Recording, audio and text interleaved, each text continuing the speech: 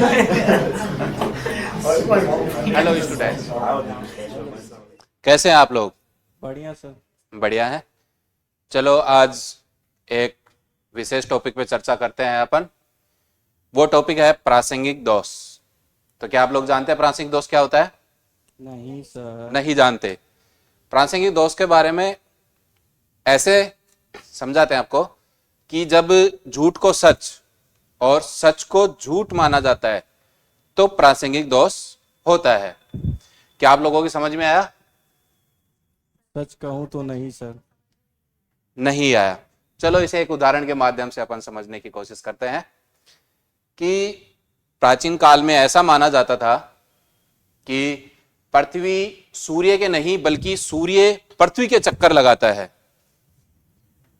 अब इस बारे में एक विस्तृत रूप से मैं आपको बताऊंगा। प्राचीन काल में एक वैज्ञानिक सम्मेलन का आयोजन किया गया। यहाँ मौजूद सभी युवा वैज्ञानिकों का स्वागत है।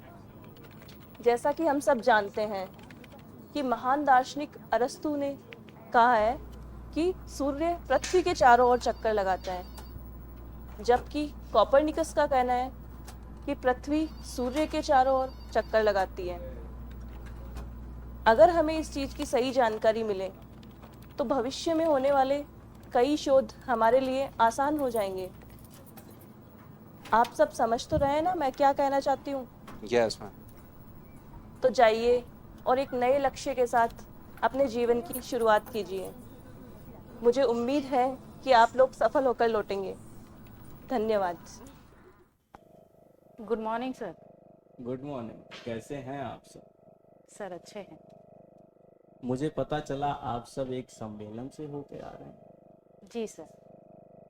फिर आप लोगों ने भी वहां पे कोपरनिकस के बकवास सिद्धांत के बारे में सुना।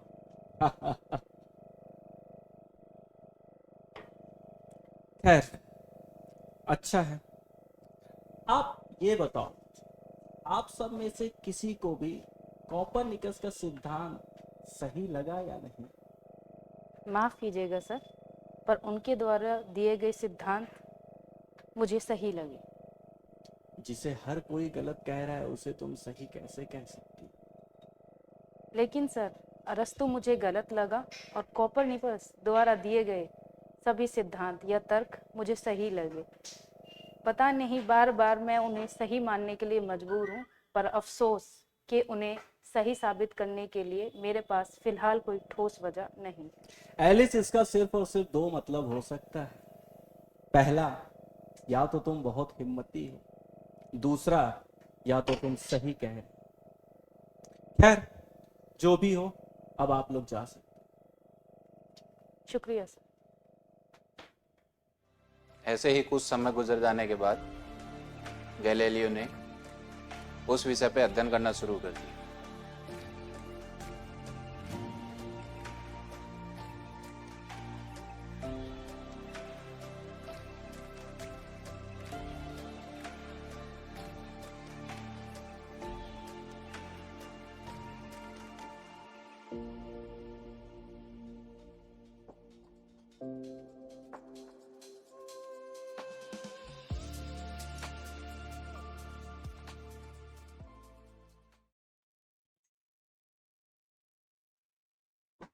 नहीं, पृथ्वी ही सूर्य के चक्कर लगाती है। ये गलत है कि सूर्य पृथ्वी के चक्कर लगाता है। ये सरासर गलत है। पृथ्वी ही सूर्य के चक्कर लगाती है। अब तक हम सब ये गलत मानते आ रहे थे कि सूर्य पृथ्वी के चक्कर लगा रहे। मुझे ये बात अब हर किसी को बतानी होगी। मुझे अब ये बात हर किसी को बतानी होगी। मुझे अब ये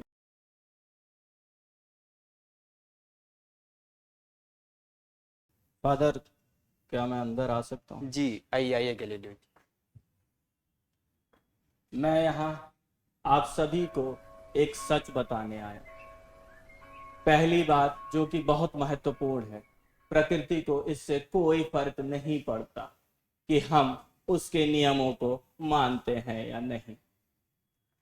प्रकृति के नियम को अगर हम मान लेते हैं तो हमारे आने वाले भविष्य के लिए वो बहुत ही अच्छा साबित हो सकता है।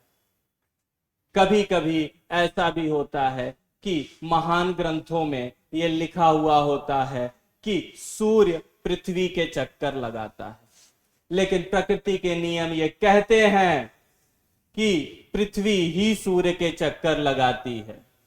आप सब समझ रहे हैं ना, मैं यहां किसी की भी भावनाओं को आहत पहुंचाने नहीं आया, लेकिन मैं आपको ये जरूर कहना चाहूंगा कि जब भी किसी ग्रंथ या प्रकृति में कोई अंतर आए तो हम सबको प्रकृति की ही बात माननी चाहिए।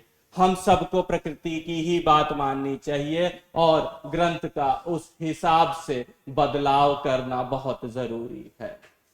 खैर, मैं चलता हूं। गैलीलियो जी। रुको।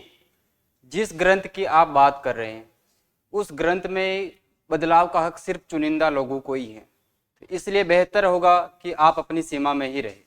माफ कीजिएगा फादर, लेकिन सच कोई भी बोल सकता है। मैं चलता हूं। जाने से पहले गैलीलियो आप अपने एक बार सोच बदल लीजिएगा। मैं यही तो कहना चाहता हूं फादर और आप सभी से कि सोच बदलिए, सच नहीं जल्द मिलेंगे। सभी को पता है आज गैलीलियो चर्च में आया था। क्यों? जी हाँ, गैलीलियो का मानना है कि पृथ्वी सूर्य के चारों ओर चक्कर लगाती है। क्या? जी हाँ, आपने सही कहा, सुना। उनका ये मानना है कि पृथ्वी सूर्य के चारों ओर चक्कर लगाती है। तो शायद उसे मालूम नहीं है इसका अंजाम बहुत बुरा हो सकता है। लेकिन उसे अंजाम का भी कोई डर नहीं है। शायद हो सकता है कि गैलीलियो सही हो। खैर, हमें लगता है इन बातों पे भी बहस करना सही नहीं। आप गैलीलियो से कहिए, अगर व्यक्तिगत रूप से उन्हें लगता है कि ये सही है तो ये आज सिर्फ अपने तक सीमित है, ना कि आम लोगों में इसकी चर्चा कर, और ना ही अपने द्वारा प्रकाशित किसी पुस्तक में इसके बारे में प्रचार प्रसार। मैं उनको इस बारे में जरूर सूचित करूंगा। सर, कैसे हो गैलीलियो? फादर आप, मैं तो ठीक हूं, आप कैसे? जी बढ़िया। बताइए कैसे आज? कोर्ट के सभी सदस्यों का मानना है कि आपके नियम सही हो सकते हैं, आपके सिद्धांत सही हो सकते हैं, लेकिन उनका यह भी मानना है कि आप अपनी इस बात का कहीं पर भी प्रचार प्रसार ना करें, और जहां तक हो सके और अपनी इस बात को कहीं पर भी किसी पुस्तक या किसी बुक में इसका उल्लेख ना करें। मतलब आप मुझसे ये कहना चाहते हैं कि मैं अपनी बातों को सिर्फ खुद तक ही सीमित रखूं? जी ठीक है, ऐसा ही होगा। आप चर्च को सूचित कर दें कि उन्होंने जो कहा है बिल्कुल वैसा ही होगा। मैं इसके बारे में उनको जरूर सूचित करूंगा। ठीक ठीक। मरियम, जी पोप। गलीलियो से कहो हमने उन्हें याद किया है। जी। क्या मैं अंदर आ सकती हूँ? जी बताएं। गैलीलियो, आपको पोप अर्बन ने याद किया है। जी बिल्कुल, मैं समय मिलते ही आता हूं। जी। पॉप जी, आपने मुझे बुलाया? गलीलियो, जी। आपसे मिलकर खुशी हुई। शायद आपको जान के खुशी हो, हमें आपके विज्ञान के प्रति झुकाव और शोध में निरंतर समय व्यतीत करना काफी पसंद है, या यूं कहूं कि हम आपके काम के बहुत बड़े मुरीद हैं। जी शुक्रिया, बहुत बहुत शुक्रिया पॉप आपका, लेकिन जहां तक मैं समझ पा रहा हूं आप मुझसे कुछ बेहतर काम की उम्मीद कर रहे हैं। अगर ऐसा है तो पॉप आप बताएं। हाँ, सही समझ रहे हैं आप। हम चाहते हैं कि आप कोपरनिकस के सिद्धांत के पक्ष और विपक्ष में एक किताब लिखें। जी। आप एक बात का ध्यान रखेंगे, पक्ष और विपक्ष दोनों बातों को मद्देनजर रखते हुए ही किताब लिखेंगे। जी पॉप, मैं समझ गया, या यूं कहूं कि कहीं न कहीं पॉप आप भी इस बारे में जानना चाहते हैं कि कहीं पृथ्वी ही तो सूर्य के चक्कर नहीं लगाती है। जी पॉप, मैं बिल्कुल लिखने की कोशिश करूंगा और ये भी ध्यान रखूंगा खास तौर से कि पक्ष और विपक्ष दोनों पे ध्यान दिया जाए। ठीक है पॉप, अब मैं आपसे किताब लिखने के बाद ही मिलता हूँ। मैं जा सकता हूँ पॉप? इजाजत है। धन्यवाद। ऐसे ही चर्च से आने के बाद गैलीलियो ने अपने मिले हुए कार्य पर अध्ययन करना शुरू कर दिया। गैलीलियो ने पक्षों को जानने के लिए, विपक्ष को जानने के लिए काफी एक लंबा समय व्यतीत किया। अध्ययन करते करते गैलीलियो ने बहुत सारे पक्ष विपक्ष तर्कों के साथ उस पुस्तक में उल्लेख करते गए। गैलीलियो को यह भी डर था कि कहीं कुछ गलत ना लिखा जाए। सभी चीज़ों को सावधानियों से गैलीलियो ने उस पुस्तक के अंदर लिख दिया। एक दिन समय निकाल के फिर गैलीलियो चर्च में प्रस्थान करे।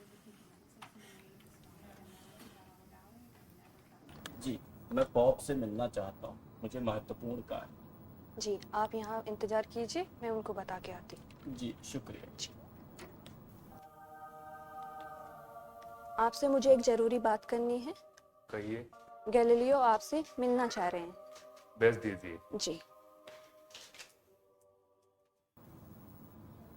आप मिल सकते हैं। जी शुक्रिया।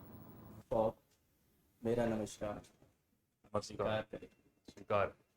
पॉप, आपने जो मुझे कार्य दिया था उसे मैंने करने की पूरी कोशिश की। मैंने इस बात का खास तौर से ध्यान रखा है कि पृथ्वी सूर्य के चक्कर लगाती है।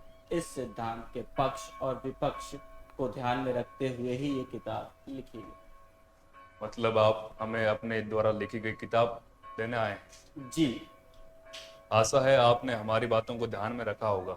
जी कुछ समय चाहेंगे किताब का अध्ययन करने के लिए। जी बिल्कुल, मैं जा सकता हूँ पॉप? जी। शुक्रिया। पोप ने पुस्तक का अध्ययन करने के बाद मरियम। जी पॉप। गैलीलियो से कहो हमसे तुरंत आके मिले। जी।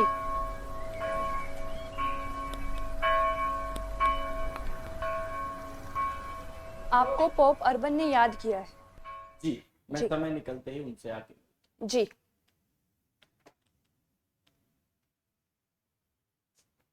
पॉप, आपने मुझे याद किया?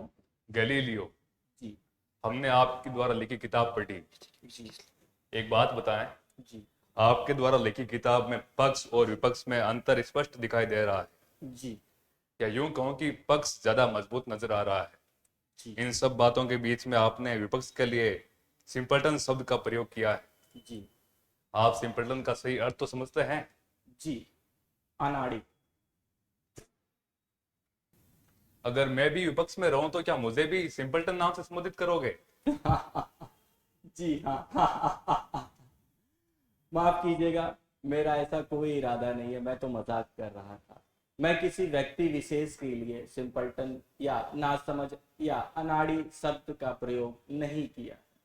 मैंने तो सिर्फ और सिर्फ इस शब्द का प्रयोग इसलिए किया है कि आने वाले समय में अगर हमने ये नहीं माना कि पृथ्वी ही सूर्य के चक्कर लगाती है तो हमारी पीढ़ियां पॉप हमें अनाड़ी और नासमझ और सिंपल्टन जैसे शब्दों से संबोधित करेंगी। पॉप, सिपाहियों, इन्हें जेल में डाल दिया जाए। पॉप, मेरा कसूर क्या है? सिपाहियों, सुना नहीं आपने? इन्हें कारागार में डाल दो। अहंकार ठीक नहीं पॉप, इतना अहंकार ठीक नहीं।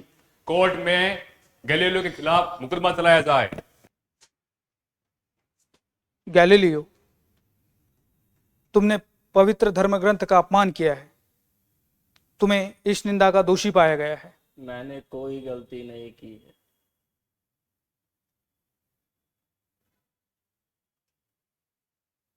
तुमने गलती की है।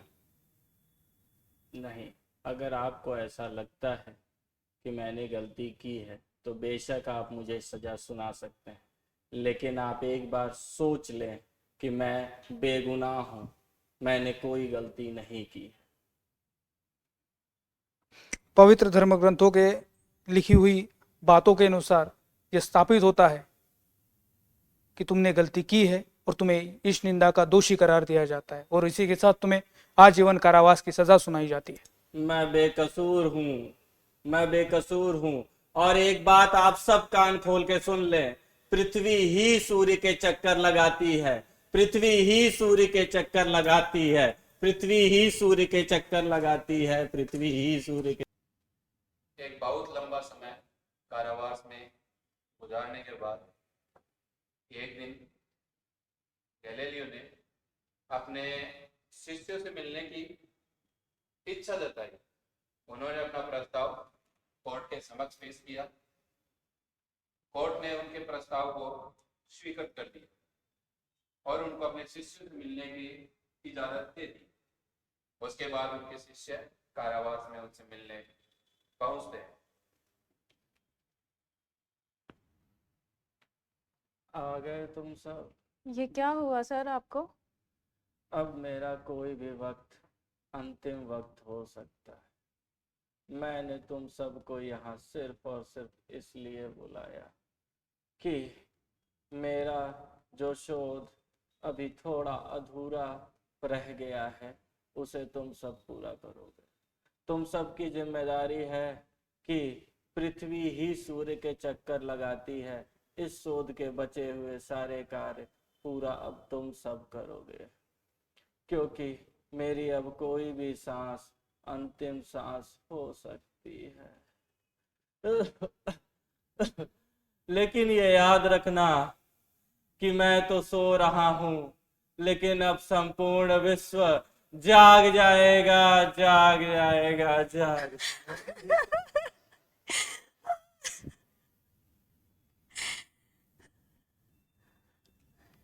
पीटर, तुम गैलीलियो सर की 3 उंगलियां क्यों काट रहे हो? आप सबने सच का सामना करना वैज्ञानिकों के लिए कितना मुश्किल था। फिर क्या हुआ सर? फिर उसके बाद होना क्या था, एक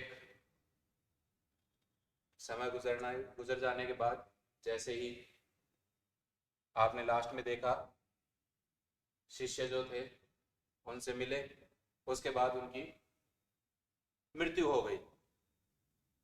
जैसे ही मृत्यु हुई उनके जो चाहने वाले थे उनमें बड़ा ही दुख का माहौल हो गया।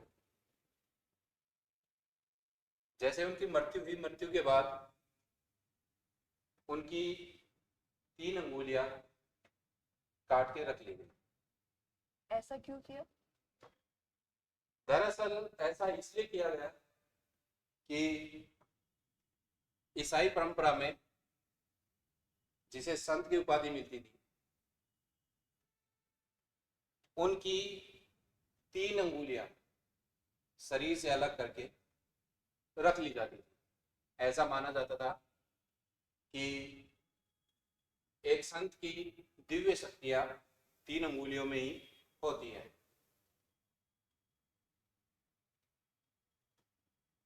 उसके बाद उनके जो चाहने वाले